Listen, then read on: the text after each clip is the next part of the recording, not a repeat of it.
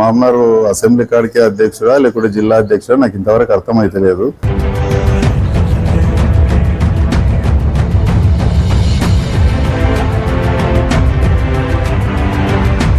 Library chairman కన్నా party ముఖ్యం నాకు. జిల్లా కాంగ్రెస్ పార్టీలో మొదలైన వర్గ విభేదాలు తారాస్థాయికి చేరాయి. మున్సిపల్ కార్పొరేషన్ ఎన్నికలు మొదలుకొని జిల్లా కాంగ్రెస్ కమిటీ సభ్యుల నియామకం దాకా ఎక్కడో ఒక చోట విభేదాల సెగ తగులుతూనే ఉంది.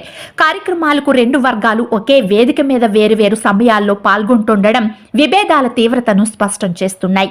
ఇటీవల కాంగ్రెస్ కమిటీ సభ్యుల నియామకం విషయంలో ఎమ్మెల్యే వర్గాన్ని ఉద్దేశపూర్వకంగానే విస్మరించారని, పార్టీలో సీనియర్లను పక్కన పెట్టి తనకు కావలసిన వ్యక్తులకు అవకాశం ఇచ్చారని జిల్లా గ్రంథాలయ సంస్థ చైర్మన్ మల్లు నరసింహారెడ్డి పిసిసి అధ్యక్షుడు మహేష్ కుమార్ గౌడ్ దృష్టికి తీసుకువెళ్లి తీవ్ర అభ్యంతరాన్ని వ్యక్తం చేశారు.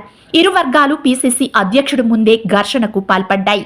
తాను ఎవరినీ విస్మరించలేదని, సరైన వ్యక్తులకే ప్రాధాన్యతనిచ్చారని డిసిసి అధ్యక్షుడు సంజయ్ ముదిరాజ్ అంటుండగా, కావాలని తమ వర్గాన్ని ప్రాధాన్యతలోకి తీసుకోకుండా పక్కన పెట్టారని ఎమ్మెల్యే వర్గం బగ్గుమంటోంది.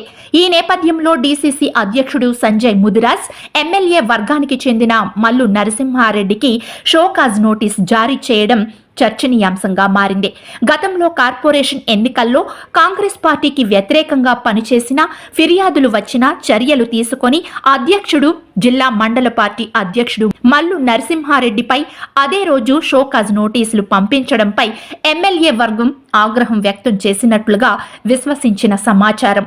కాంగ్రెస్ పార్టీలో ఏర్పడిన విభేదాలు ఇప్పట్లో సద్దుమణిగేలా కనిపించడం లేదు. ఇరు వర్గాలను సమన్వయం చేయడానికి ప్రయత్నించకపోవడంతో రెండు వర్గాలు పంతాలకు పోతూ పార్టీకి నష్టం కలిగిస్తున్నాయి. ఇరు వర్గాల మధ్య కాంగ్రెస్ పార్టీ కార్యకర్తలు నలిగిపోతున్నారు. షోకాజ్ నోటీస్ వ్యవహారం ఏ పరిణామాలకు దారితీస్తుందోనని పార్టీ కార్యకర్తలు ఆందోళన చెందుతున్నారు.